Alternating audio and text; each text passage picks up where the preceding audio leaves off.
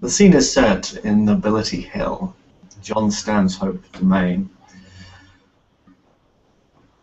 As he looks at his watch, he remembers that he has arranged a meeting with a interesting kindred that he had learnt about via Mr. Voltaire and one Jebediah Stitches of Clan Nosferatu. Not wanting to mix business with pleasure, he has invited him towards his domain for the tailoring of a new suit. As Mr. Stitches pulls up to this opulent apartment building, he goes through many of the security checks. A few guards simply nod and take his name and check he's on the list as he goes up the stairs towards an apartment.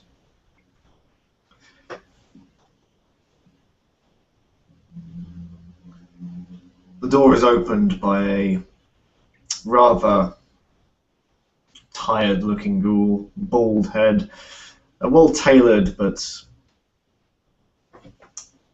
sort of grim grey suit. Can I help you, sir? Hello. I have an appointment to meet with Mr. Stanhope. My name is Mr. Stitches. Of course, sir. And as the ghoul turns around, if you give a quick alertness perception roll.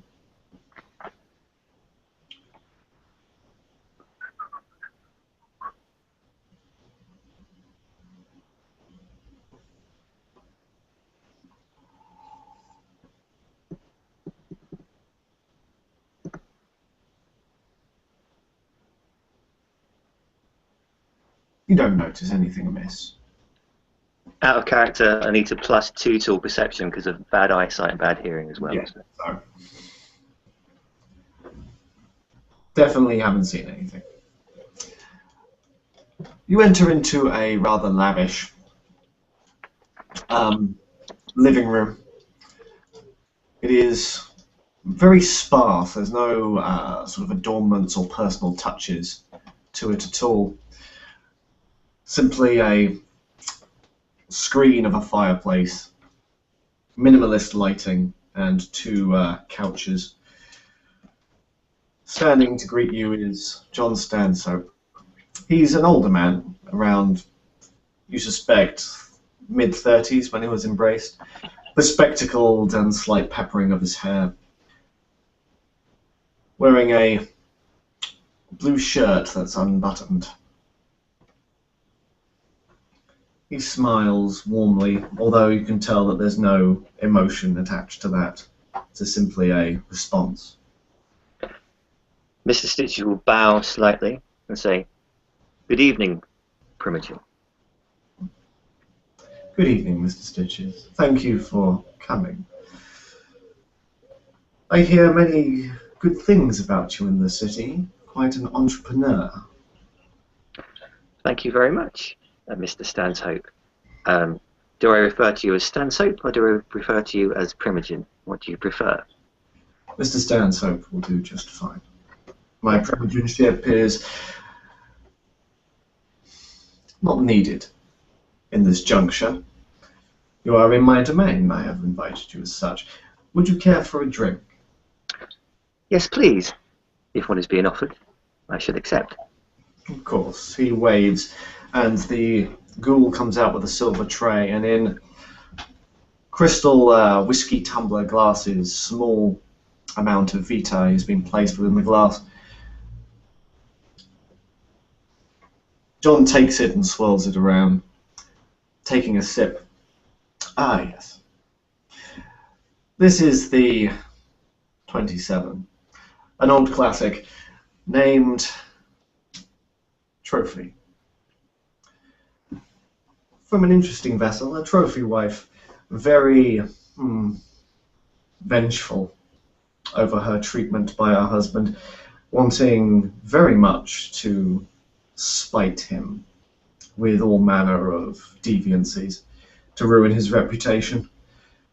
It has quite the tang. So your beverages take on the flavour of the donor, so to say. In every religion and philosophy, blood always takes a very important role, Mr. Stitches. It is life itself, as we, in our particular condition, know all too readily. The blood is an imprint of the person. Everything from their diet, their breeding, every experience they've ever accumulated in their short, firefly-like lives is all imprinted in the blood. Scientists will call it DNA, a genetic imprint, but the nature versus nurture does not take away from the taste. I cultivate these flavors, Mr. Stitches. A kindred hunting on the street does not experience the very depths of the vitae. For panic and fear are predominant, not the nuances of that person's life. You truly are a master craftsman like myself, Mr. Stanhope. Just so, which is why my interest in you is exceedingly piqued, Mr. Stitches. I, like you, back too long ago now, went to New Sarum with but a dream of being appreciated for my craft. And now you have come upon the city with a very similar starting point. I wonder, Mr. Stitches, what is it that you want from the city? I wish to continue my tailoring, as it were, to expand, become the best I can be, and to do that with the support of the Camarilla, the safety, the security of the Ivory Tower. Of course, Camarilla is our cradle, mother and father. It keeps us safe and allows us to practice our civility and society. And that is not what I asked, Mr. Stitches. Practicing your craft is a given, but where do you see it in 10 years, in 100 years? How can tailoring expand your influence? To be perfectly honest, Mr. Stanhope, I have to admit I'm not that far forward thinking as of yet. But Miles. I can imagine, since I have become kindred, my skills have preceded themselves. Maybe I could apply my learning to other things in time, but at the moment I wish to stay what I am.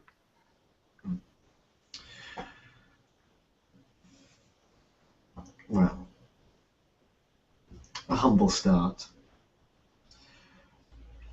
I wonder, do you have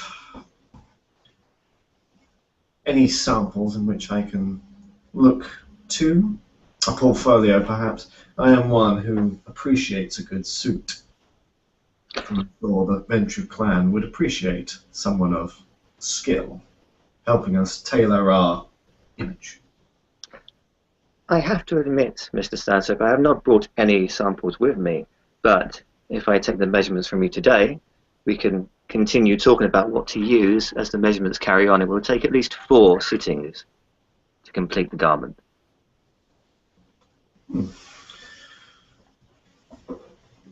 I am interested to see your craft at work, Mr. Taylor. He stands and takes you towards the dressing room. You can notice that this isn't where he sleeps. The bed is made perfectly. There are no clothes, no suits, no adornments. It seems that he has just simply moved you into an empty apartment, made to look like he lives in. He holds out his arms, very used to the process, as it were. Well, sir, if I just get my tool out to measure you. First, it would be the width, sir, of your shoulders. So Stitches will go behind you, and he'll just get on your back and measure. Now, the chest, if you continue with your arms raised, please. And he will reach around with his spindly arms and measure your waist. Now, sir, he steps back. Could you please place your arms on your side, as if you're standing to attention? And then he measures from your shoulder down to your wrist. And then he goes around to in front of you and says, please, sir, just stay where for a second. And he measures down from where your collar would be down to where your belt would be. So measuring the length of the jacket. And then takes another step back and looks you up and down, measuring you up without measuring you. And goes, now for the waist, sir. And he measures your waist. And finally, sir, the inseam. And he crouches down and measures the seam from your inside leg going down to your ankle. You will notice as you measure his leg that it isn't flesh. Mr. Stitches will notice this, but as he is a professional, he will not comment on other people's deficiencies. So he will put it in the back of his mind and stand back and say, there you go, sir. We're all measured. Excellent. Now, what would you say or recommend for a man such in my standing? What sort of suit do you believe would personify my position and my personality? Well, I do say for you an English cut suit would be the best. As so many things are always best. Indeed. Are you fond of the old world still? Do you still have memories of it? Oh yes, many fond memories. My embrace took place in Dover. I was the fortunate progeny of a Mr. Farrow of my clan, a renowned trainer of retainers, ghouls for princes and Primogen, the country over. After the terror of the Great War, many vampires had lost their well-established servants and were in great need of well-trained and new butlers, maids, spies, warriors, diplomats. You know it is. It was there and under his tutelage that I was allowed to tour Europe, be a part of the different courts therein. I have been to the courts of love. Mr. Stitches. Paris is very different from London. Also to the interesting politics of Berlin at the time, all the way down to Italy, where the outsiders and the ever-present threat of the independents still lay. And as he's speaking to you, he will be monologuing quite a lot on the opulence of the dances of Paris, the rugged charm of the Scottish Highlands. And he will be, unbeknownst to you, hopefully, pressing his dominate in his words. Never commanding, simply feeling you out, as it were. When for the ST's approval, we have discussed conditioning. It will take 40 successes in total for Mr. Stitches. With enchanting voice, this will make it exceedingly low DC. Excellent. 1, 2, 3, 4, because of my specialty. 5, 6, 7, 8 successes.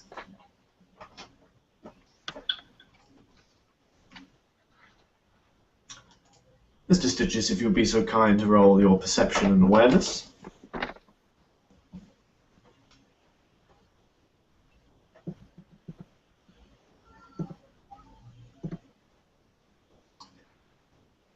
With that 10, you can sense that there is a hypnotic quality to John's voice. There is definitely something pulling you in to listen. So, out of character, would I be actually suspicious of this? It's entirely up to you, and depending on what you've heard from the Ventrue, if you've got the mild information, you would know that the Ventrue are renowned for their ability to manipulate, to be domineering. Like a well phrase of the Camarilla is never meet a Ventrue in the eye. But his voice is definitely encapsulating and definitely tugging at your senses and making you listen. Well, Stitchy should be enraptured by what you're saying, and be thinking it's a bit out of the ordinary, but he won't be thinking you're actually trying to control him or dominate him. Whereabouts do you hail from in the old country, Mr. Stitches? Oh, sir, initially I was from Bermondsey, not too nice an area, but I did work my way up to Mayfair for the most of my life. Ah, the capital. Did you ever attend court? I attended court once with my sire when I was embraced, and I'm afraid that's the only time I was privileged enough to meet them. Lady Anne Bowley is a staple of my clan. A true queen, not prince. She was very clear on that. Very astute woman. How does your transition to the new world affect you, Mr. Stitches? I found it very difficult in my early nights. I find things very different here. Back home, you knew where you were. You knew your place, so to speak. It seems here things are a little more chaotic. Quite so. A very undesirable outcome. It seems with this new order, one must be truly adept to survive. I am glad to hear that your clan is doing very well. It has been too long since New Sarum has had a decent Nosferatu presence, and I believe that the Camarilla is much bereft without the Clan of the Mask. Indeed, I came to the city and didn't realise there was almost a surge of Nosferatu coming to these shores. I have met Mr. Voltaire, as you know, and find him a very good Nosferatu, shall we say. He certainly has that impression. Have you met with Miss Lucas? I'm afraid I have not, which does trouble me. As she is my primogen, she should be my first port of call, but I'm afraid I've just not had the opportunity to meet her yet. That is a shame. Miss Lucas is a very driven woman. She understands the importance of good relations in the Camarilla and has a clear sight in mind for the development of the city, as is of an engineer. I do hope that this vision will continue. I believe that the Nosferatu and the Ventrue have the best of the city into mind. Indeed, I have a great respect for the Ventrue. Well, everyone has a go at the person at the top, shall we say, but someone still needs to be there, and the Ventrue do it very well. Well, in time, perhaps. It seems that the resentment has grown since our dear Clarity Orchid and Reb Aronson were on the throne. And now we have an absentee philosopher Bruja who spends more time in his tea house than at court, and a monstrous savage of a Senchal who tears apart kindred because they displease him. Well, I'm glad I've not had the pleasure of meeting either as yet then. I do find it strange that the prince does seem to be so missing in the city. I find it strange that there's been so many princes in so few years. This would never happen back in Europe. This would never happen back in London.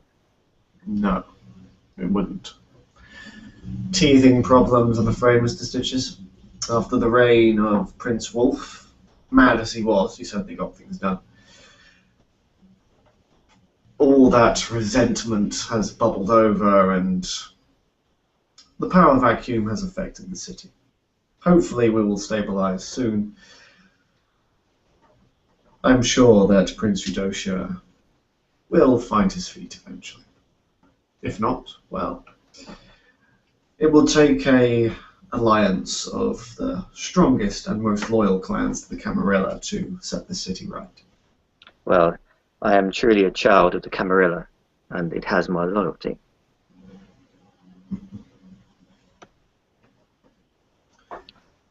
Sorry, sir. Mrs. Stitches steps back. Could you please take a step forward for me, please, sir? He does so, leaning heavily on his cane. Can you, forgive me for asking, but this is a professional question, if you may. Can you walk without your cane, sir? John's gonna lie. What's my eyes? Only one success, so perception empathy to see if Mr. Stitches can see him lie.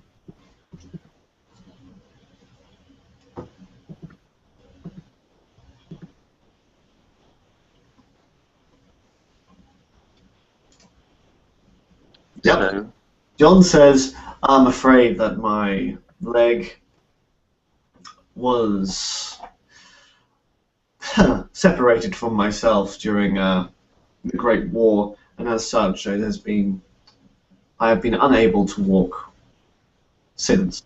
My prosthetic, he says, banging the cane against his leg, making a dull metallic clang, serves as a balance, but I am unable to walk without my cane. oh, so you served King and Country then?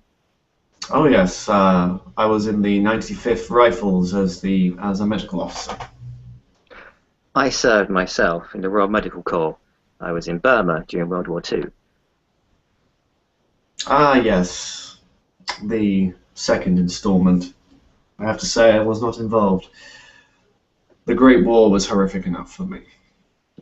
Aren't all wars, sir, aren't all wars. But with your leg, can you please walk for me? This is just so I can see how the cloth lays on your flesh, so to speak. It does matter when the suit has been made. John puts his cane aside, and then rather over-dramatically he walks, using pretending the leg doesn't actually move when it really does. Okay. So Stitches will look you up and down, and they say, "Thank you very much, sir. That's all I need." May I ask you some advice, please, Mr. Stanhope? Please do. My first meeting with kindred other than Nosferatu in the city was in the Man in the Casket establishment run by the Giovanni. There I met a Mr. Dunstan and a Mr. Milliner. And I have to say that before I found you, I've been commissioned to do a suit for Mr. Dunstan himself. Mr. Dunstan is a blight on this city, and so are these independent rats. They do seem to have a lot of presence in the Camarilla city, I may say so, sir. Yes, an oversight by our prince, to be sure, and something that needs to be dealt with. I also know that the hotel I was staying in until recently, the Two Wizards, is also owned by the Giovanni. I'm not there now, as I've obviously bought my premise. Really, a hotel? What hotel Yes. is this? I think Lucius Milliner is the actual owner of that premise. Oh. I see they are distasteful to you, Mr. Stanhope. The Giovanni can serve a function in the Camarilla city when they know their place. Unfortunately, they've been allowed to run riot in ours for far too long. May I say that when I did do the fitting for Mr. Dunson, he did very coyly suggest that if I continued passing them information, they would continue giving me work. Perhaps I could do this, but perhaps we could give them information that would benefit the Camarilla, if you get my meaning, sir. Just so. It is difficult to know which direction to head in, but to get close to the Giovanni would be a benefit to the Camarilla, Mr. Stitches. Make them reliant on you, so therefore when the trap finally snares. Well, I shall continue doing my day job, as it were, with them, and if there's any information you want to put their way, then I can pass it on. Just so. Is there anything I can do for you, Mr. Stitches? I am a generous man to those loyal to the Camarilla. Since the court is so absent, I feel it is my civic duty to make sure that all loyal members are set up in this infantile time. As I am just settling down, as it were, I'm working from my workshop at home for kindred customers, but I do intend to open up a premise for Kyne. In the future, if I could have advice about where perhaps to place this, my shop, my place of business, and the best way of doing this in New Sarum, I would be much grateful, sir.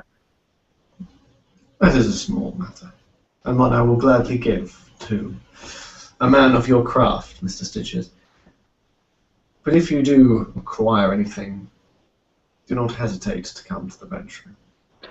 If, as I am a neonate and young in the vampire terms, could I come to you with questions regarding kindred politics in future? Sometimes it does get a little above my head, so to speak. I would love nothing more. I'm sure in these little sessions, Mr. Stitches, I can tutor you in the ways of the court to make you quite a player. Indeed. I do intend to exist for a very long time, so I would like to know who is who and what is what, as it were. No problems, Mr. Stitches. It always perhaps a primogen to allow a true education in our court. I do find that many neonates know little about the new world, which confuses me. It's bad etiquette. Yes, and there's nothing more deplorable than an incomplete understanding. Unfortunately, we can only blame their sires, Mr. Stitches. Not all of them have the benefit of the tutelage given via our clans. Indeed, sir, indeed. I do have to say that even though parts of the New World and New Sarum trouble me, it is a very interesting place. May I ask you a question again, sir? Stitches looks quite awkward now, and almost like looks to the side to see if anyone else is watching. He says, I know very little about our enemy, the Sabbat. Have we had problems here with them in New Sarum? I hear they are more active in the New World. The Sabbat have been taken care of within the city. Our dear Archon, Theo Bell of Clan Bruja, broke the back of our sister city, and only rats and remnants remain. The Sabbat themselves are monsters. Indeed, sir, indeed. But am I wrong in saying that they control, is it the city next to us? Is it New Portland, I think? I'm not too sure. They did. It is now under Camarilla control. Oh, sir, that is good news indeed. May the rest of the United States follow suit. It is only inevitable. They are a product of a bygone time. savages all. They cannot really hope to defeat us, especially when our greatest weapon is something they discard, the kite. Indeed, sir. Indeed. What are we without them? Indeed. Hungry, for one, I'd say. Ha! Just so.